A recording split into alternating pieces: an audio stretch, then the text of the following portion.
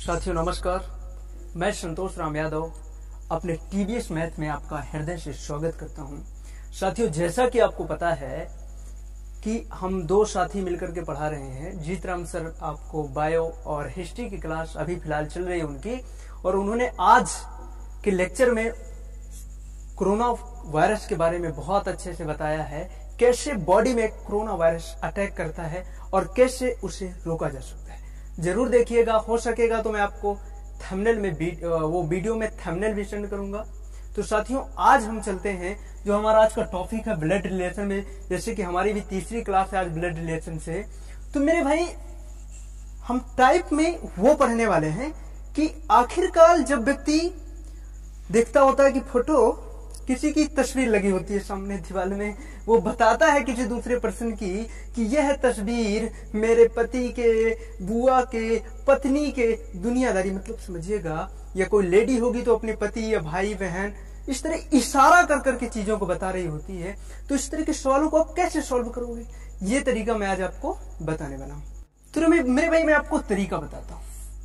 कोई पर्सन होगा जहां पर मान लीजिए किसी गर्ल्स की फोटो है, बॉयज की फोटो है, किसी भी व्यक्ति की फोटो है, और कोई व्यक्ति आपसे इशारा करके कहेगा कि ये फलनिया है, यानी जब हम समझ रहे हैं ना कि ऐसे इशारा करेगा कि यह मेरी नानी के पति के बेटे की लड़की है, इस तरह से इशारा करेगा, तो आप सेंस करिएगा कि ऐसे सवालों को आखिरकार हम कैसे सॉल्व करते हैं। मैं एक सवाल लेकर के आपको तरीका बताऊंगा, बने रहिएगा। मैं वादा करता हूं आपसे, सवालों को आप चुटकी बजा करके सॉल्व करेंगे। मेरे भाई देखिए, जैसा कि मैं आपको बता रहा था कि इस तरह के क्वेश्चन स्टार्ट हुआ क्या हो गया। मेरे भाई, जैसा कि मैंने कहा कि इस तरह के क्वेश्चन लेकर के मैं आपको तरीके से सवालों को सॉल्व करवाता हूं। तो देखिएगा कैसे इस तरह के सवालों को सॉल्व करते हैं। पहली बात मेरी याद रखना, जब आप पेपर देने जाएं, तो पहली बात तो पेपर देने क्या जाएं, कोई भी आप कार्य शुरू करें तो मैं आपसे आग्रह करता हूं, हाथ जोड़कर निवेदन करता हूं कि अपने माता पिता के आशीर्वाद के बगैर कहीं मत जाएं। कहीं सफलता नहीं मिलती जो व्यक्ति अपने माता पिता को दुख देता है। इसलिए मैं सबसे ज्यादा आपसे डेडिकेट करना चाहता हूं कि माता पिता सबसे बड़े भगवान होते हैं। अगर आप उनको खुश रख पाते हैं तो मैं विश्वास दिलाता हूं कि आप हमेशा सफल बनेंगे, और मेहनत उसके साथ साथ कीजिएगा। आइएगा, मैं आपको इस क्वेश्चन से बन जाए मिलवा। देखिए मेरा भाई, क्वेश्चन है, एक महिला का परिचय कराते हुए एक व्यक्ति ने कहा उसकी माता मेरी सास की इकलौती पुत्री है। उस व्यक्ति का महिला से क्या संबंध है, ये प्रश्न पूछ लिया गया, और आपको 4 ऑप्शन प्रोवाइड कर दिए गए। कैसे सवाल को सॉल्व करते हैं मैं आपको तरीका बता रहा हूं, देखना। अब देखिए शुरुआत कैसे करते हैं। एक महिला का परिचय कराते हुए एक व्यक्ति कह रहा है, जो कहता है उसी से शुरुआत कीजिएगा। कौन कह रहा है मेरे भाई? व्यक्ति कह रहा है ना, तो पहले व्यक्ति लिख दीजिए। लिख दिया आपने? व्यक्ति ने कहा उसकी माता, महिला की माता, महिला से कह रहा है तो महिला की यहां पर प्रतिमा बनाइए। ये मान लीजिए महिला हो गई कोई, उसकी माता यानी इस महिला की मां, मेरी सास, यहां पे उस व्यक्ति की क्या है? सास है। सास ऊपर आती है ना हमेशा। मेरी सास की इकलौती पुत्री है। जो इस लड़की की माता है वो मेरी सास की कौन है? इकलौती पुत्री है। अब मेरी सास की पुत्री एक ही ठो है तो वो होगी क्या? मेरी पत्नी। मेरे सास की पुत्री कितनी है? एक ही है, तो क्या हो जाएगी मेरी? अब पत्नी। और ये जो महिला थी, इस महिला की ये मां है। बात समझ रहे हैं ना? क्योंकि ये मेरी पत्नी है और इस महिला की ये मां है। अब मैं और ये पति पत्नी हो गए। मैं मतलब मैं नहीं, इनकी बात कर रहा हूं। मैं और ये पति पत्नी हो गए। और जब जो मेरी पत्नी की बेटी होगी वो काम मेरी बेटी नहीं होगी? तो मेरे भाई इसी तरह से अब देखिए पूछ क्या रहा था। उस व्यक्ति, ये पुत्री हो जाएगी इसकी, यहां से आपको समझ आ गया होगा।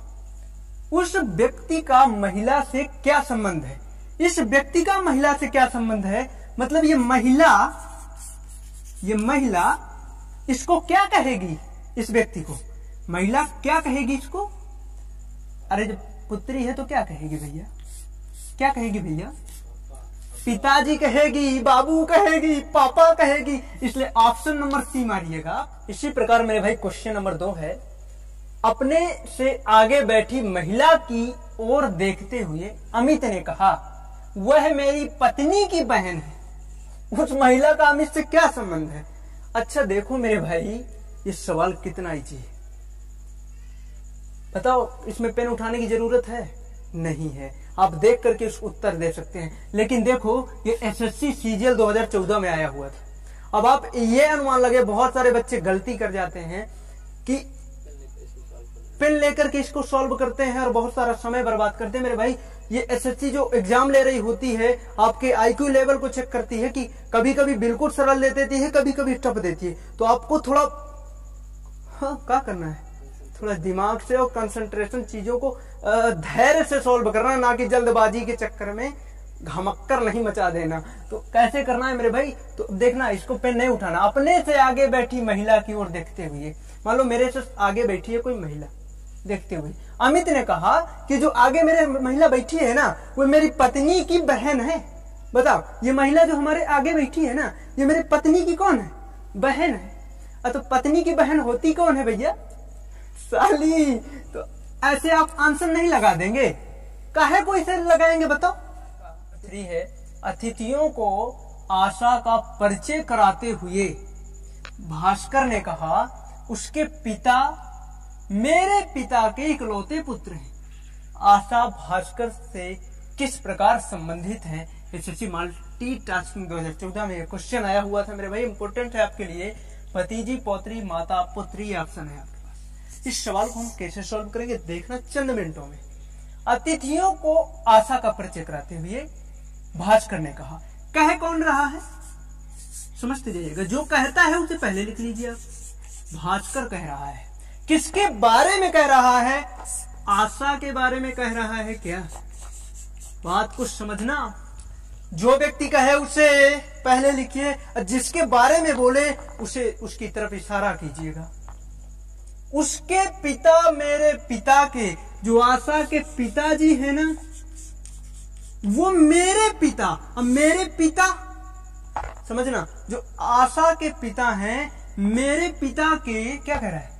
इकलौते पुत्र हैं। जो मेरे पिताजी थे, कहा कि उसके पिता, आशा के पिता मेरे पिता के इकलौते पुत्र हैं। अब मेरे पिता का इकलौता पुत्र कौन होगा?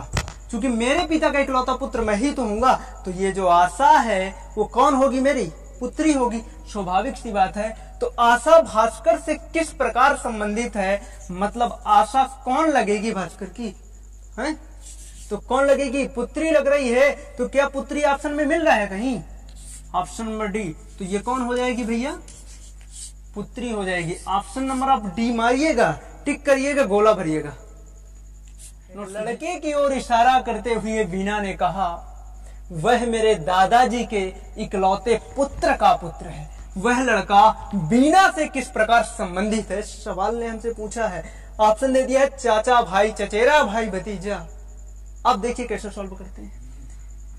एक लड़के की ओर इशारा करते हुए बीना कह रही है, तो जो कहे उसे पहले लिखो। और इशारा किसकी तरफ हो रहा है? कोई लड़का है भैया।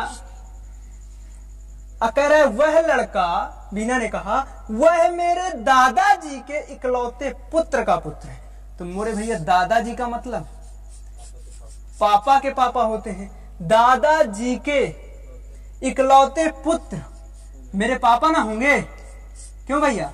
दादाजी का जो इकलौता पुत्र होगा तो वो मेरा कौन हो जाएगा? पापा। इकलौते पुत्र का पुत्र है, पुत्र का पुत्र है।